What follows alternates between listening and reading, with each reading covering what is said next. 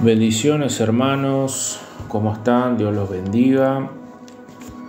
Bienvenidos hoy a nuestro nuevo culto de lunes. Por la gracia de Dios podemos estar acá hoy reunidos. Y hoy vamos a estar compartiendo Efesios 2, del 1 al 10, un mensaje que está titulado Por gracia somos salvos. Vamos a leer ahí Efesios 2 del 1 al 10. Dice: Él os dio vida cuando estabas muertos en delitos y pecados, en los cuales anduvisteis en otro tiempo siguiendo la corriente de este mundo, conforme al príncipe de la potestad del aire, el espíritu que ahora opera a los hijos de desobediencia, entre los cuales también todos nosotros vivimos en otro tiempo, en los deseos de nuestra carne, haciendo la voluntad de la carne y de los pensamientos. Y éramos por naturaleza hijos de ira, lo mismo que los demás. Pero Dios, que es rico en misericordia por su gran amor con que nos amó, aun estando nosotros muertos en pecados, nos dio vida juntamente con Cristo. Por gracia sois salvos, y juntamente con Él nos resucitó, y asimismo nos hizo sentar en los lugares celestiales con Cristo Jesús, para mostrar en los siglos venideros las abundantes riquezas de su gracia en su bondad para con nosotros en Cristo Jesús. Porque por gracia sois salvos por medio de la fe, y esto no de vosotros, pues es don de Dios. No por obras, para que nadie se gloríe, porque somos hechura suya, creados en Cristo Jesús para buenas obras, las cuales Dios preparó de antemano para que anduviésemos en ellas. Amén. Imaginémonos que estamos haciendo ahí un paseo, que estamos haciendo un recorrido turístico, vacacional, en uno de esos lugares que son muy lujosos, que tienen casas muy lindas, y de repente llegamos a una mansión que es la más linda de todo el recorrido, por su tamaño, la amplitud de sus terrenos, los grandes jardines que tiene, los muebles hermosos que tiene. Todo lo que hay ahí es extraordinario, y a medida que avanzamos en el recorrido, todo parece cada vez más espectacular. Pero lo que le pone el sello a esa casa no son todos esos adornos, sino la historia que les cuenta el guía del recorrido. Dice que el dueño de la casa era una persona muy pobre, y en un momento de su vida conoció a un hombre muy rico. Dice que pasaron los años y este hombre pobre llegó a odiar mucho y con todas las fuerzas de su corazón al rico, hasta el punto que en más de una ocasión, cuenta el guía, dice que trató de robarle y muchas veces trató de matarlo. Pero lo extraño de esta historia es que ese hombre rico, al morir, dice que decidió dejarle en herencia toda su casa y todas sus riquezas. Si nos parece sorprendente esta historia, seguramente querríamos conocer más acerca de los detalles de todo lo que pasó sobre esas dos personas. Bueno, similar es lo que encontramos en los primeros 2 capítulos de este libro de Efesios. Pablo viene diciendo ahí en el capítulo 1, versículo 3, que los creyentes hemos sido bendecidos con toda bendición espiritual en los lugares celestiales en Cristo Jesús. Dice que hemos sido escogidos por Dios desde antes de la fundación del mundo, por el puro afecto de su voluntad. Dice que fuimos perdonados, fuimos adoptados como hijos y hechos herederos de Dios, y como si fuera poco, fuimos sellados con el Espíritu Santo como anticipo y garantía de lo que vamos a recibir cuando nuestra salvación sea consumada en la segunda venida de Jesús. Así que, como el ejemplo del rico que le heredó inmerecidamente todas sus posesiones al pobre, inclusive cuando lo había despreciado, es un ejemplo de lo que hemos recibido nosotros inmerecidamente, que es nuestra salvación. Pero Pablo ahora quiere contarnos el resto de esta historia. Y Pablo pasa a mostrarnos en el capítulo 2 que leímos recién cuál era la condición en la que nos encontrábamos antes de que Jesús viniera a nuestras vidas y nos rescate.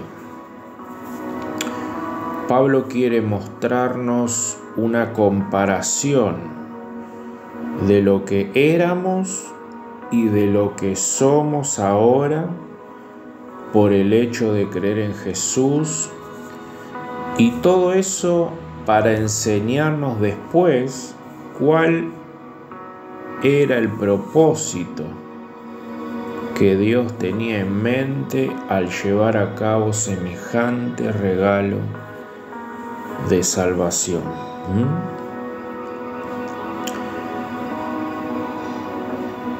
Dice la Biblia que vivimos en un mundo que está en oscuridad.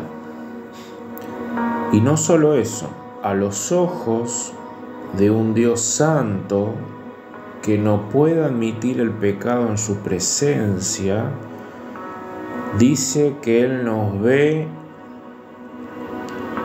sí con amor y misericordia, pero también dice la Biblia que ve personas muertas, seres humanos sin vida espiritual. Las personas pueden decir, bueno, yo respiro, me muevo, no soy un muerto. Y es verdad, físicamente podemos manifestar vida, pero espiritualmente, ante los ojos de Dios, somos cuerpos que se mueven sin vida. Y hay diferentes tipos de muertos. Hay muertos religiosos, hay muertos que son muy decentes, hay muertos que son buenos, que son malos, pero todos, dice la Biblia, que somos muertos, ajenos a la vida de Dios, destituidos completamente de la gloria de Dios. Y fíjense que un muerto no puede responder a ningún estímulo. Bueno, así tampoco el hombre natural, el hombre que no ha sido regenerado, dice que tampoco puede responder a la verdad de Dios. El pecador es un ser insensible que no ve ni percibe las cosas espirituales. No las puede ver, no las puede entender y tampoco le importan. En las cosas espirituales este tipo de personas, los cuales éramos todos nosotros, éramos tan insensibles a las cosas de Dios como una piedra, dice la Biblia. Como una piedra. Dice 1 Corintios 2:14, dice: pero el hombre natural no percibe las cosas que son del Espíritu de Dios, porque para él son locura, y no las puede entender porque se han de discernir espiritualmente, dice la Biblia. Así que lo primero que la Biblia nos enseña es que ante esta situación del ser humano, el único que puede darnos vida y una vida espiritual es Jesús. Por eso dice Efesios 2:1, y Él os dio vida a vosotros cuando estabais muertos en vuestros delitos y pecados. Dios es un ser completamente diferente a nosotros.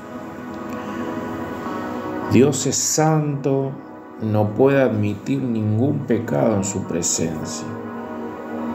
Dios es justo, es decir, Él, por ser el creador del universo, crea leyes, y ante el quebrantamiento de esas leyes santas y perfectas, Dios es un juez justo que tiene que juzgar ante la desobediencia de sus leyes. Pero también Dios es amor, y por eso envió a su Hijo a morir en una cruz para salvar a su criatura por la fe, y así no negar lo que Dios es, un ser santo, justo, y regalar al pecador una salvación que nunca iba a poder conseguir por sus propias fuerzas. Dios es un ser tan santo, justo y perfecto que en comparación con el hombre y sin Jesús de por medio, dice la Biblia que es un ser muerto espiritualmente. Pero, ¿qué es estar muerto para Dios según la Biblia? Estar muertos espiritualmente es no tener en mi vida la misma naturaleza perfecta de Dios. En consecuencia, el hombre, al no tener esa naturaleza, está muerto en sus delitos y pecados. Por ende, esa condición es la que nos hace esclavos. E influenciado por Satanás y sus demonios, seguíamos una forma de vida que a Dios no le agradaba, y seguíamos una cadena de deseos distorsionados por el pecado que son un río insaciable que nunca se satisface. Es una cadena que nunca se satisface. Dice el versículo 2 y 3. Dice: Él les dio vida cuando estabais muertos en delitos y pecados, en los cuales anduvisteis en otro tiempo, siguiendo la corriente de este mundo, conforme al príncipe de la potestad del aire, el espíritu que ahora opera en los hijos de desobediencia, entre los cuales también todos nosotros vivíamos en otro tiempo, en los deseos, dice la Biblia, de nuestra carne, haciendo la voluntad de la carne y de los pensamientos, y éramos por naturaleza hijos de ira. Lo mismo que los demás. Fíjense que el estado antes de conocer a Jesús, el pecado era nuestra vida. El pecado era la atmósfera que respirábamos, era el mundo donde nos movíamos completamente. Ahora, ¿cómo esa naturaleza pecaminosa y Satanás nos mantiene alejados de la verdad? Bueno, el hombre esclavizado no ve a Dios. No le busca, no le interesa, su vida es este mundo, de principio a fin. No existe otro fin para el hombre esclavizado. Todo lo que ven es este mundo, ahora, temporal. Y no hay otro bienestar mejor que vivir y conseguir todo lo que el mundo y sus deseos ofrecen.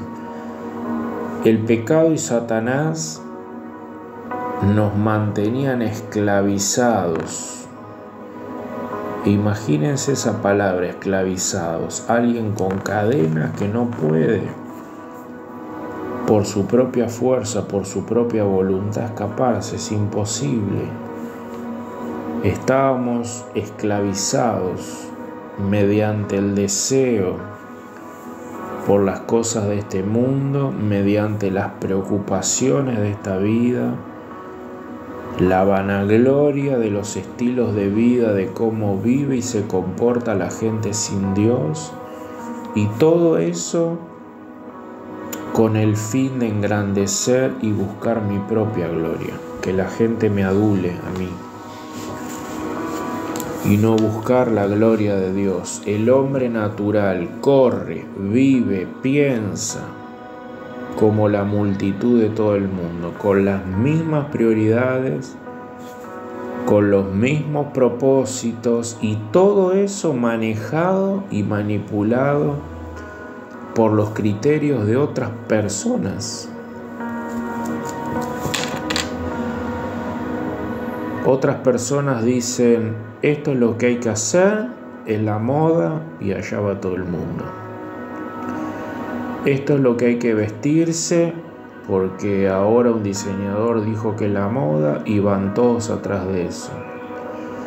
Estos son los lugares que hay que visitar, y allá todo el mundo quiere ir. Este es el corte de pelo que hay que usar ahora, y allá va y todo el mundo se corta de la misma manera. El hombre es un esclavo de las opiniones ajenas, y esa esclavitud es manipulada y manejada por un ser perverso que nos quiere destruir, haciéndonos buscar nuestra propia gloria en vez de la de Dios. Y yo busco mi propia gloria cuando satisfago los deseos de la carne, y lo primero que quebranto y traspaso ante esta situación, alejado de Dios, es la ley moral de Dios, sus 10 mandamientos.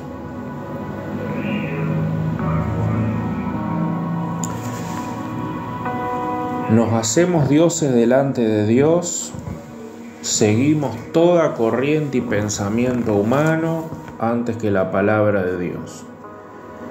Nos inclinamos ante los hombres, los seguimos, inclusive toda nuestra vida.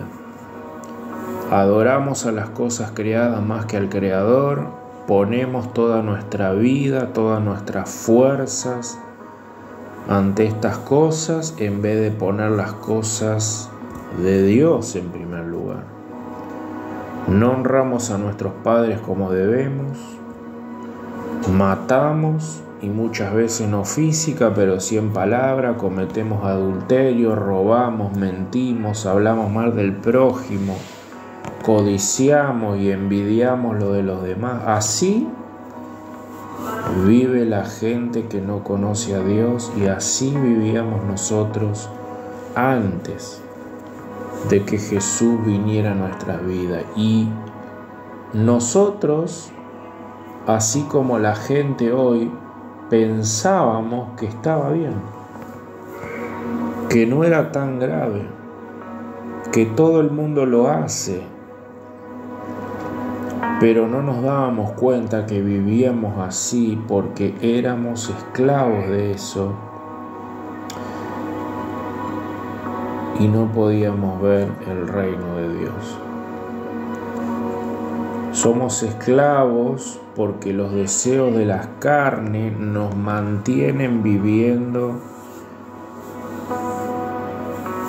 en todos estos estados, pensando que son normales y que no son tan graves.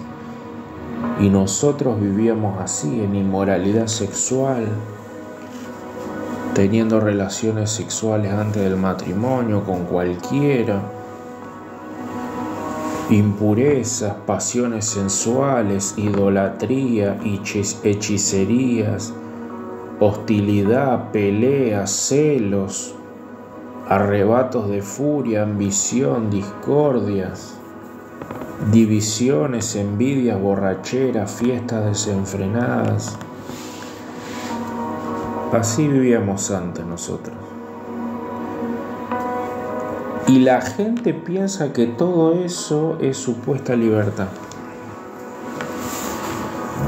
Pero la supuesta libertad que el hombre tanto ama no es otra cosa que una terrible esclavitud promocionada por el enemigo de nuestras almas. El pecado opera por nuestros deseos internos corrompidos, y cada vez que pecamos tenemos la sensación de que estamos en libertad, pero en realidad no estamos haciendo lo que deseamos. Estamos siendo esclavos.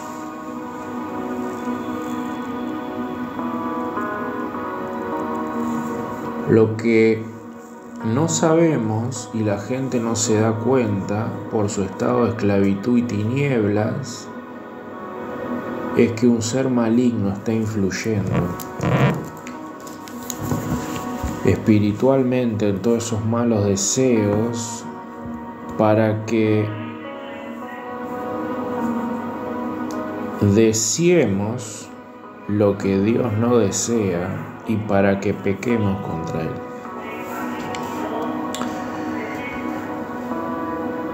Esta es la terrible condición del hombre incrédulo,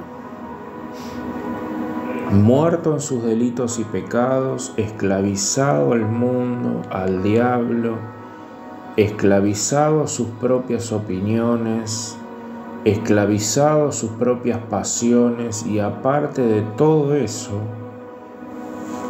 dice la Biblia que estábamos bajo la ira de Dios. Dice el versículo 3, entre los cuales también todos nosotros vivíamos en otro tiempo, en los deseos de nuestra carne, haciendo la voluntad de la carne y de los pensamientos, y éramos por naturaleza hijos de ira, lo mismo que los demás.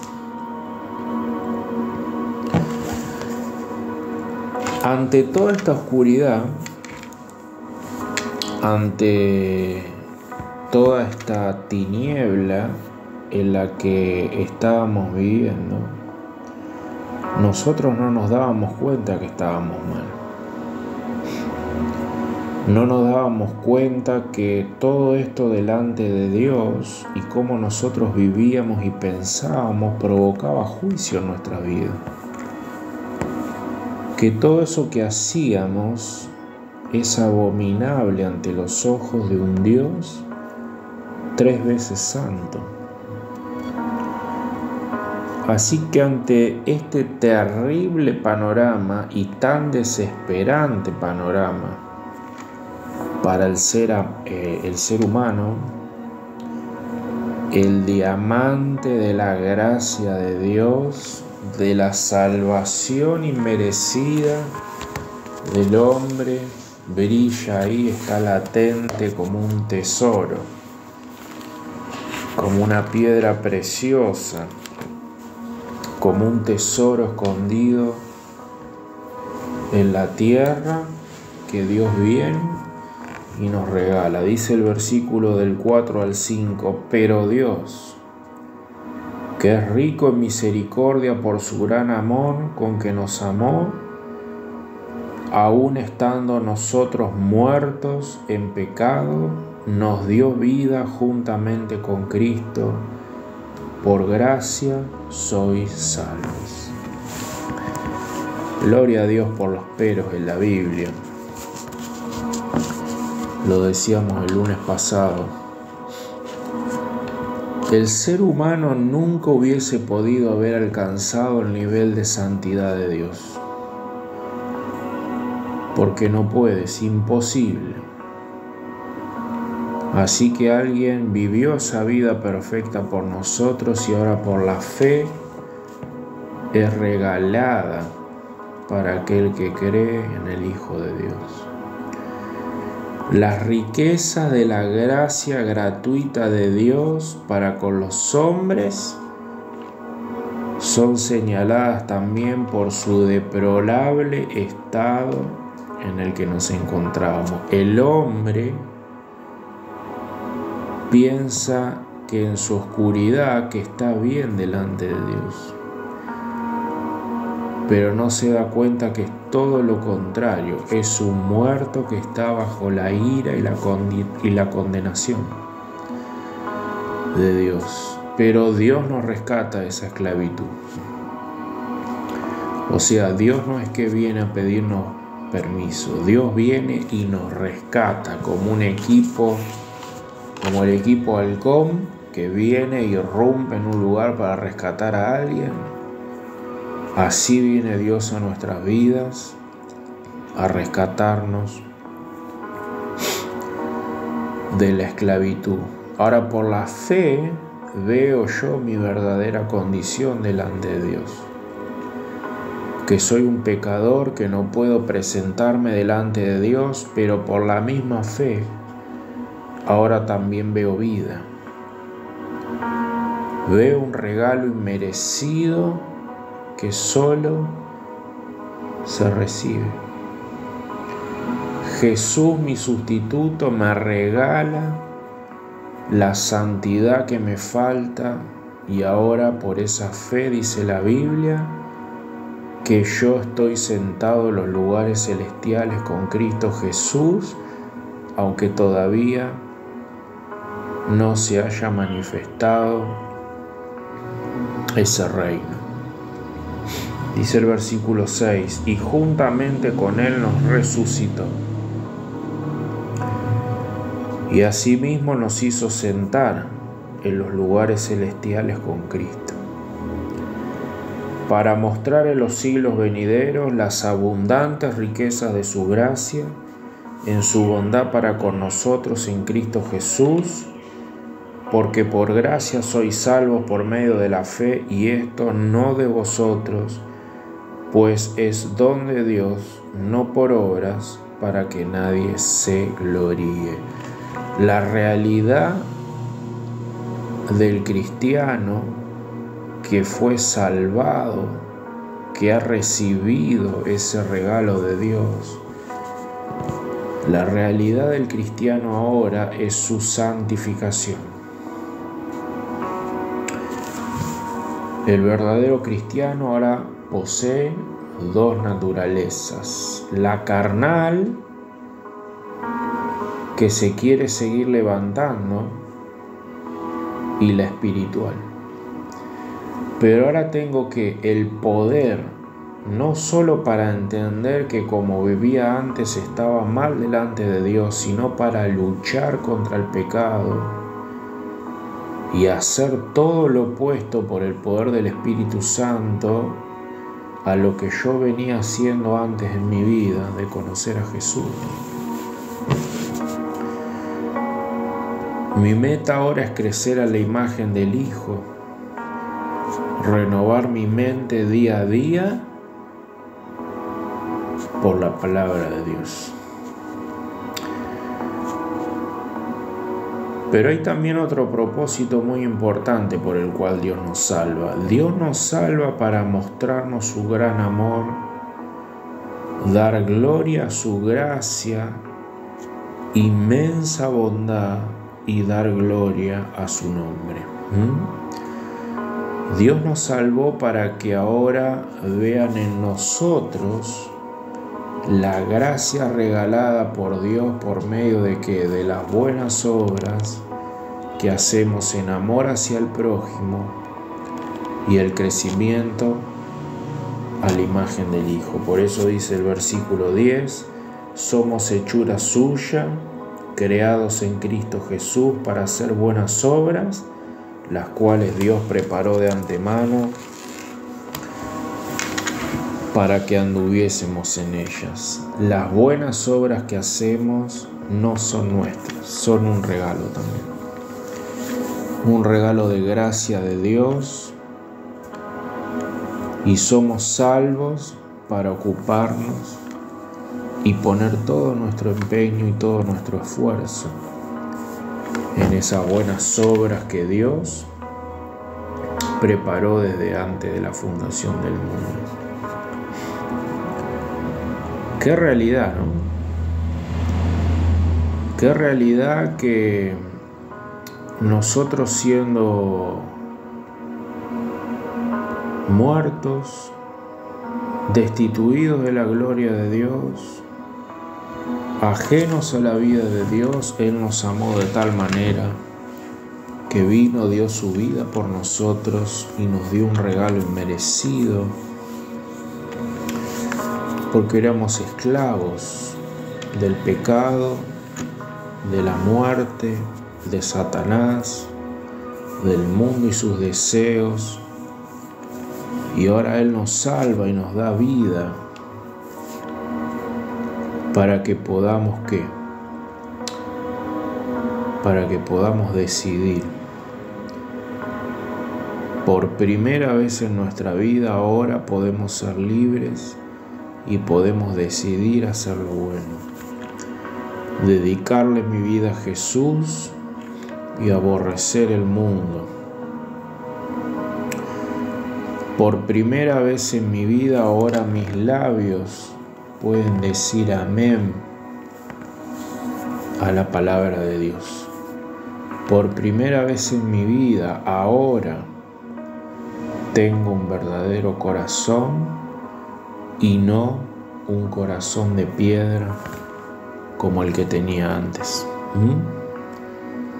Gloria a Dios en las alturas y a su Hijo Jesucristo, que nos vino a mostrar la verdad.